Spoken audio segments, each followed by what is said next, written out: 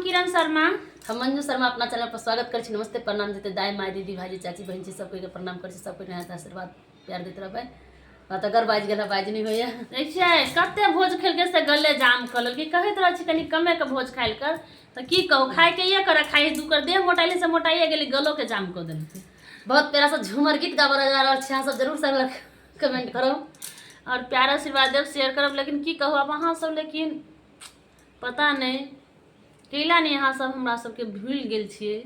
कथी लागी भूलल जाय छी से त अहीं सब जानबे। ओना त सब बहुत प्यारा आशीर्वाद दै छी। जल्दी जल्दी अहाँ सब शेयर करू कमेंट करू और हमरा सबके प्यार आशीर्वाद और बढ़ाओ। बहुत प्यारा सा झूमर गीत गाबा जा रहल छी। सब जरूर सुनबे जरूर कमेंट करबे। देखियो ननद अब है घर लुटा के लेल नहीं एहन कोनो बात नहीं है। ओनाते गीत के माध्यम से सुनबा जा रहल छी। बहुत प्यारा सा गीत है सब जरूर सुनबे। सबा लाख के नथिया गढ़लिया एको दीना पे रहू ना पैलिया।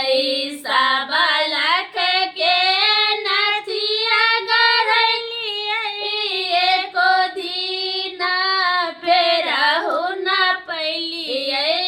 अभी गेलै नाना दी घर लुटनी नथिया पना जरी गड़ल कैया भी गेलै नाना दी घर लुटनी नथिया पना जरी गड़ल कै। हमारा सा चोरी छुपी भैया सब फुस फुसुर बतियैले। हमारा सा चोरी छुपी भैया सा अपना बतियैले।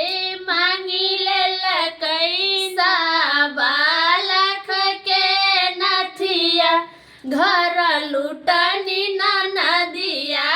मांगी लेलकै सबा लाख के नथिया घर लुटनी ननदिया।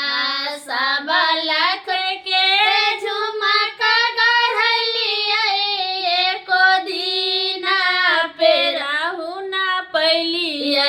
सबा लाख के नथिया झुमका गढ़लिया एको दीना पे रहू ना पैलिया। अभी गेलै नाना दी घर लुटनी झुमका पना जरी गड़ल कै। अभी गेलै नाना दी घर लुटनी झुमका पना जरी गड़ल कै। हमारा सा चोरी छुपी भैया के अपना फुसल कै। हमारा सा चोरी छुपी भैया के अपना फुसल कै। मांगी लेलकै सबा लाख के झुमका घर लुटनी ननदिया। मांगी लेलकै सबा लाख के झुमका घर लुटनी ननदिया। सबा लाख के पैजनिया बनलिया एको दीना पे रहू ना पैलिया। सबा लाख के पैजनिया बनलिया एको दीना पे रहू ना पैलिया। अभी गेलै छोटा की ननदिया पैजनिया पना जरी गड़ल कै।